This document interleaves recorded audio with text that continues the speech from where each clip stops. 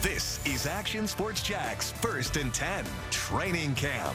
Sponsored by And the Jar and Levine, Accident Attorneys. The players laugh. I call it Gainesville heat, but we've not had that. But the last few days we've had so much for the ocean breeze or whatever they say. Last practice before the first game of the Urban Meyer and Trevor Lawrence era in Jacksonville, unless you count tomorrow's walkthrough as a practice, which I don't. And hello, Florida State football team, a two-day stint in Jacksonville to practice here in town. The Noles using a field at the University of North Florida to get some work in. And pads go on tomorrow. Of course, UNF doesn't play football, but they had a field for the Noles. Mac Jones makes his debut, and the Jaguars make a trade. Hello and welcome to First and 10 Training Camp. I'm Brett Martineau. It's almost game time, but tonight it was trade time for the Jags. This is not the most common time for trades, so it was a bit surprising. Joe Schobert traded to the Pittsburgh Steelers. That part we know. What the Jags get in return is still uncertain. Why the move? The Jaguars want a middle linebacker that will go downhill on first and second downs, and that's not really Schobert's game, and Pittsburgh was in need of an inside linebacker. He is more of an athlete at the linebacker position.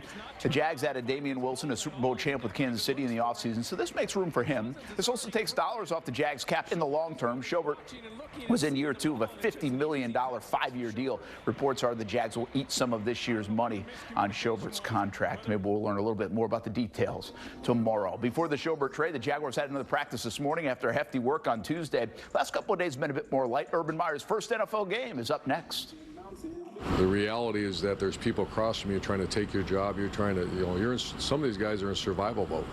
Every play is going to be graded, and you either win the rep or you lose the rep. And I'm hoping you see a real competitive group Saturday. And I expect a winner mentality. The story on Saturday will be the quarterbacks, of course, especially Trevor Lawrence. The Jags determine tonight who will start, but both Trevor and Gardner Minshew will play against the Browns and just haven't made it public who will start.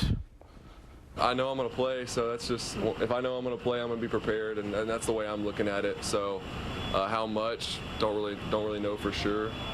Sure a fair amount, so just going to be ready for whatever I have. I know me and Gardner will play. I asked Shotty and Bevan, but they'll both play. A lot of it's who's going to be behind. We just want to make sure we have protect both those quarterbacks, but both will play. But it's still very much an open competition. Urban Meyer still won't commit to Lawrence being the Week 1 starter in September. But come on.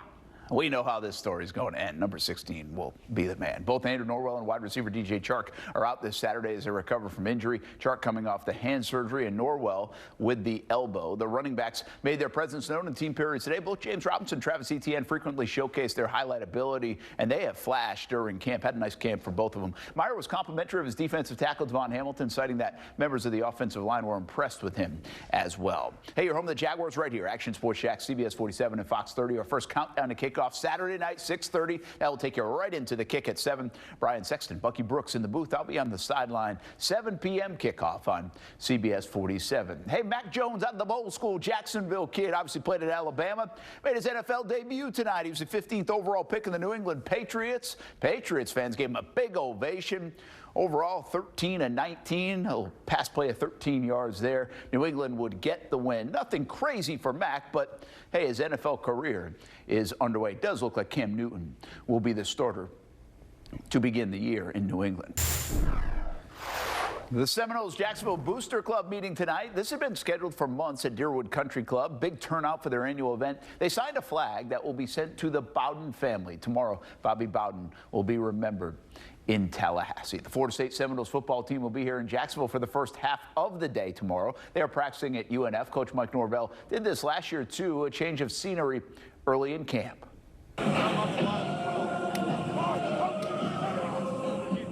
The practices are not open to the public. It wasn't a sharp workout, but it was a spirited one. The Noles just started camping the last week. A couple skirmishes out there. Action Sports Jack Stewart Weber camping with the Noles.